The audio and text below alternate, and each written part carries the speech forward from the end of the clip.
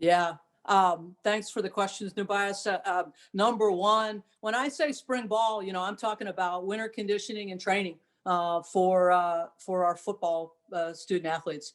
And so I don't know whether you want to call it official or not, but just like with all of our sports, we're going to continue to train, and if it's appropriate in the particular sport, compete. Not appropriate for football, obviously, but we're going to continue to do that unless the conditions change and it's not safe or healthy for us to do it. So yeah, we're go.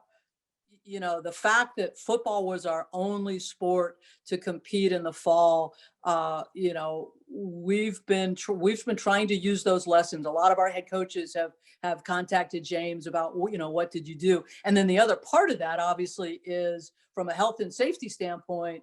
We did really, really well. Number one, we learned that the mitigation protocols, the masking, the social distancing, the not gathering, that stuff works. Because those were the sacrifices that the young men in our football program made to have a full season and to be one of only two teams in the Big Ten to get all of their games in. And we learned a lot about whether it's how to do Zoom meetings, and I don't mean the technical part of the Zoom meeting, but what can you get done in a Zoom meeting from a sports standpoint, and what can't you? So there was a lot that we're looking to, a lot that from an event standpoint that we learned, and so thank goodness we got a football season in, and thank goodness that we had an opportunity to learn a lot from our probably largest and most complex sport that could then be applied to others. And then I think your second question was about blue white.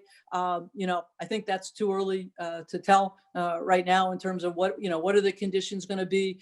If it were to be today, we'd be limited to about 2,500 in Beaver Stadium. The Big Ten right now, I don't know whether they had purview over spring games, but if they did, it would be limited to families of players and staff. So we're going to have to get a lot closer to what the time frame would be before we can really decide if we're going to have a blue-white game and or what that might look like.